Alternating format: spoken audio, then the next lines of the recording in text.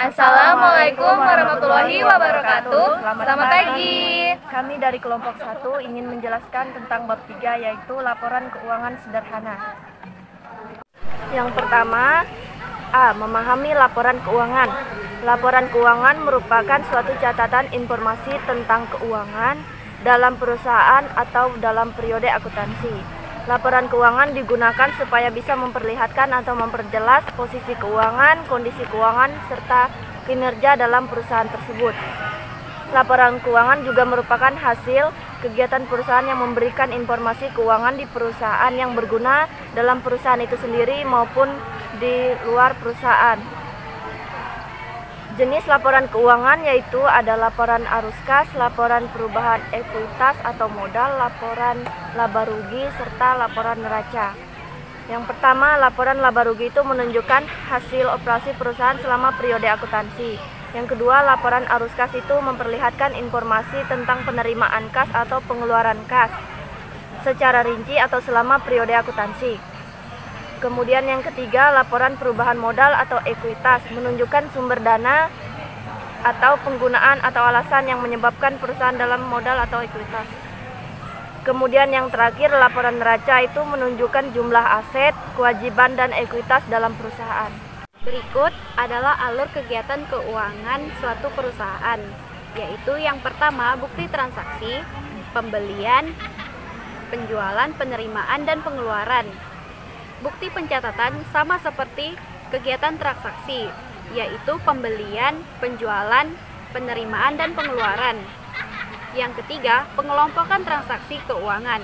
Yang keempat, pencatatan ke dalam buku laporan dan input data keuangan. Yang kelima, penyusunan laporan keuangan. Lalu yang terakhir, evaluasi dan analisis laporan keuangan.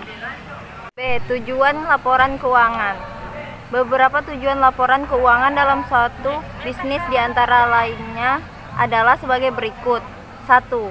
Menyediakan informasi posisi laporan keuangan yang dihasilkan dari kinerja dan aset perusahaan.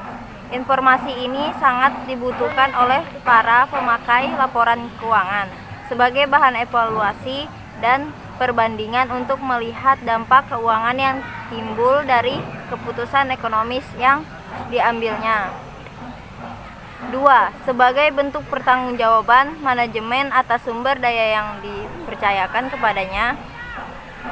3. Adanya informasi keuangan perusahaan yang diperlukan sebagai dasar untuk menilai dan meramalkan bagaimanakah perusahaan di masa sekarang dan di masa yang akan datang sehingga akan menghasilkan keuntungan yang sama atau lebih menguntungkan.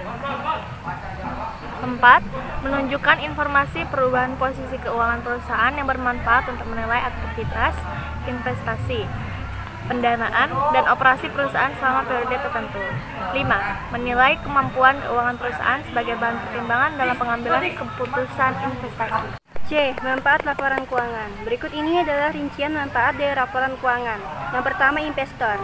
Investor membutuhkan laporan keuangan untuk mengetahui risiko modal yang mereka tanam, serta mengetahui hasil pengembangan dari investasi yang mereka kembangkan. Yang kedua, karyawan. Karyawan atau kelompok-kelompok yang mewakili mereka tertarik pada informasi mengenai stabilitas dan profitabilitas perusahaan. Yang ketiga, pemberian pinjaman.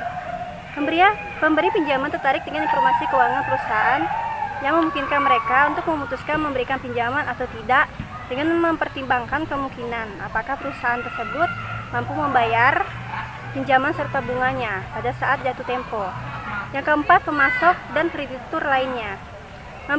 Manfaat laporan keuangan bagi pemasok dan kreditur adalah laporan keuangan akan memberikan informasi yang memungkinkan mereka untuk memutuskan apakah jumlah yang terutang mampu dibayar perusahaan pada saat jatuh tempo atau tidak.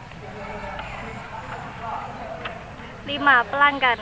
Para pelanggan berkepentingan dengan informasi mengenai kelangsungan hidup perusahaan, terutama ketika mereka terlibat dalam perjanjian jangka panjang dan memiliki ketergantungan dengan perusahaan. 6. Pemerintah. Pemerintah dalam berbagai lembaga pengembangan kekuasaan membutuhkan informasi mengenai laporan keuangan perusahaan untuk mengetahui alokasi sumber daya yang berkaitan dengan aktivitas perusahaan. 7. Masyarakat. Semua perusahaan dapat memberi pengaruh terhadap masyarakat dalam beberapa cara. Misalnya, jumlah orang yang memberi pekerjaan di perusahaan dan perlindungan untuk penanaman modal dalam negeri.